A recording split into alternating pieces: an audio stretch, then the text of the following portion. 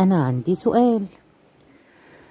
بص، هو احنا كلنا دلوقتي يعني مزنوقين ومتعثرين ماديا كتير قوي بظل الظروف المادية اللي احنا بنمر بيها والغلا اللي احنا بقينا فيه، وكل حاجة عمالة تزيد.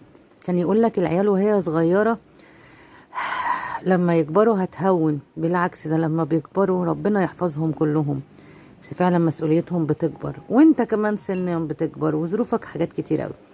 انا بقى سؤالي دلوقتي، هو عشان احنا كل حاجة بقت غالية، فكل ما احنا بنقعد مع اي بني ادم يقول لك ايه مثلا، اعمل لي اكلة، ده انا عاملة لك الاكلة دي ب150 جنيه، ده انا هجيب لك البنطلون ده ب100 جنيه.